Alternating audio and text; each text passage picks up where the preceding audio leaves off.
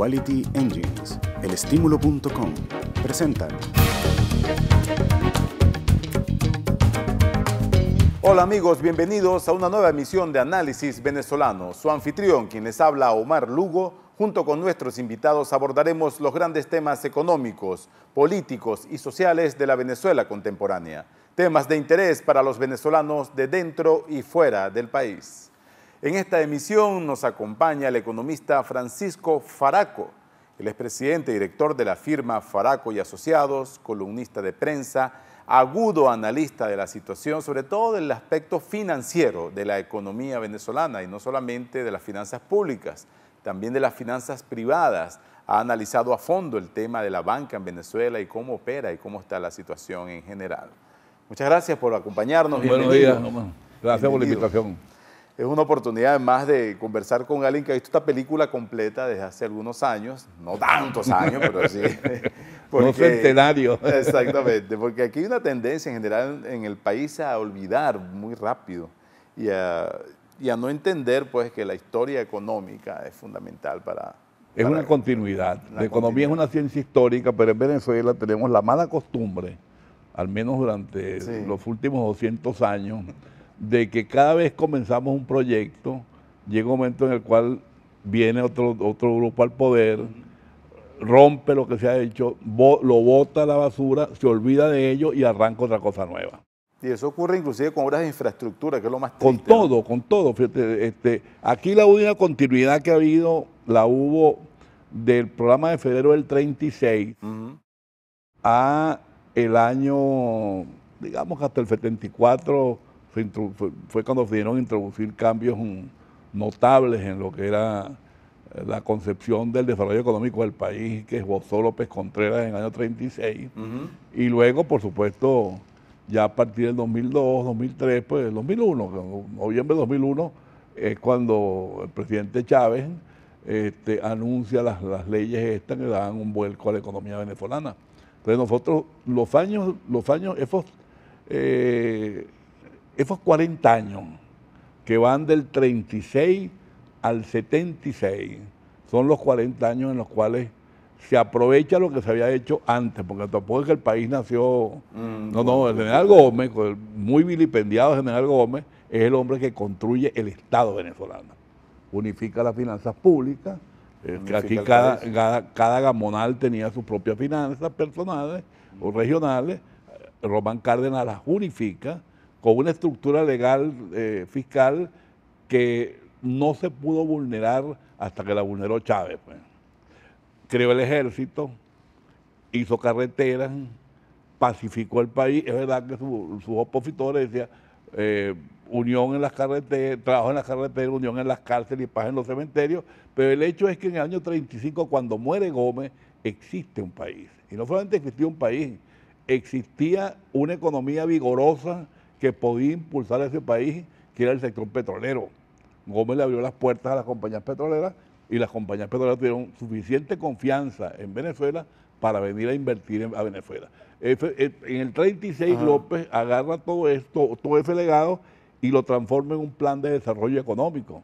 Plan de desarrollo económico, por supuesto, cada presidencia le fue incorporando sus matices, pero que duró hasta el 74. En el 74 entonces es cuando Pérez decide volcarse hacia las empresas básicas. De Guayana, que hoy están quebradas, por cierto. Así es. Pero bueno, era una línea de desarrollo válida en aquel momento. Pero lo que me llama la atención, exacto, esa continuidad económica, durante todos los gobiernos del pasado, siempre a la economía se le dio una prioridad, entendiendo pues que era una forma de generar, aprovechar los recursos. También había aquella corriente cepalista de sustitución de importaciones, etcétera, en fin. Pero todos los gobiernos de una forma u otra le dieron mucha prioridad a la economía, con Chávez un poco menos, pero ahora nada. Y es muy particular el hecho de que no hay un solo economista en el alto gobierno venezolano tomando las decisiones y dando las cartas. Dan los dólares, pero por debajo es otra historia. Pero ¿cómo ve usted el hecho de que la economía venezolana parece estar a la deriva y el gobierno actual no está tomando ninguna decisión para atacar las causas, no las consecuencias de los graves problemas como la inflación? Porque en los regímenes totalitarios, socialistas y dictatoriales como este, que no es una dictadura convencional, Esta es una dictadura de partido y de ejército, totalitaria, todos los poderes en un solo grupo de poder, etcétera. Esos gobiernos no pueden ocuparse de la economía porque son extractores. Ellos están ahí, yo creo que la mejor expresión que se usaba en los últimos tiempos es enchufado. Ellos están enchufados a la máquina de producir riqueza que hay en Venezuela, que es PDVSA. Y ahí extraen su renta y bueno, y reparten un poquito ahí y ya está. A ellos no les interesa más nada. Si hay inflación, que haya inflación. Eso es culpa del imperio. Si la economía no, en lugar de crecer, decrece, no, eso es culpa del imperio. Entonces, ellos lo que necesitan es enchufarse y buscar unos culpables. Pero entonces, eso no es un manejo. Fíjate que en el 86, si la memoria no me falla, en el 87, cuando Lucinchi, el petróleo cayó, pero cayó tan brutal que tuvimos 4 semanas sin exportar un barril. Y el gobierno no se derrumbó. Todo lo contrario, Lucinchi pudo llegar al 88 y entregarle a otro presidente de su partido. Aquí no, aquí sentimos que el país se nos viene encima, se nos cayó encima, pues. Nos tiene aplastada la economía. Pero esa situación que por cierto ha contagiado de manera alarmante, sobre todo en las últimas semanas, según mi percepción al menos, de que no hay futuro, de que esto se derrumbó, que esto se acabó, que el último que apague la luz, ¿no sería una parte de esa estrategia del gobierno para justamente aniquilar cualquier posible resistencia? No, yo creo que hay dos cosas que a lo mejor se mezclan. Pero uno, ningún gobierno le interesa poner una torta de este tamaño. O sea, que la economía caiga este año, como es posible que caiga, el fondo dice que 7%, otros decimos que 10%, que la inflación sea 100% o 150%, eso no le interesa a ningún gobierno. Lo que pasa es que son muy incapaces. Son muy incapaces y están muy divididos. Este es un gobierno fragmentado. Yo no veo en una mesa a tipos de la Asamblea Nacional, a diputados de la Asamblea Nacional, a gente del gobierno, gente del partido de gobierno, discutiendo y llegando a un acuerdo.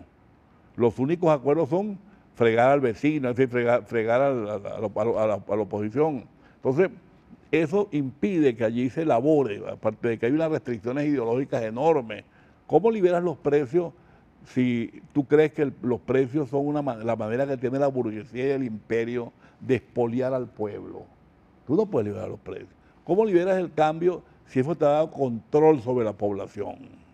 ¿Cómo liberas las tasas de interés si el primer aprovechado de los intereses bajos internos es el gobierno?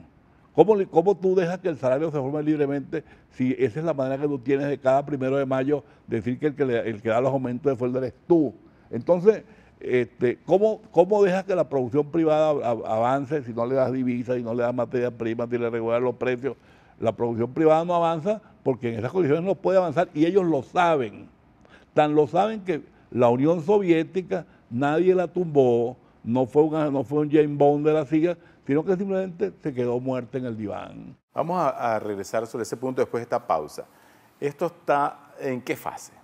Y vamos a responder esa incógnita en la medida de las posibilidades, porque hay quien dice que la incertidumbre es tal que nadie apuesta $1 a lo que podría sobrevenir. Conversamos con el economista Francisco Faraco, analista, columnista de prensa, también conferencista. En algunas oportunidades hemos escuchado sus planteamientos y de verdad es un gusto poder analizar con él el escenario actual venezolano. Esto es Análisis Venezolano y en breve regresamos con ustedes. Quality Engines Auto Sale. Si no tienes Social Security ni crédito, nosotros lo resolvemos. Ven con la licencia americana o de tu país y de aquí te vas manejando. Te aprobamos el financiamiento del vehículo que tanto te hace falta. En Quality Engines tenemos muchos modelos para escoger. Nos adaptamos a tu estilo. Nuestra dirección 361 Northwest 36th Street, Miami. www.quality-engines.com. Quality Engines Auto Sales. La nueva manera de hacer tus compras. Deja que todo llegue a tus manos. MyClick Supermarket, supermercado en línea. Elestimulo.com, noticias que te mueven.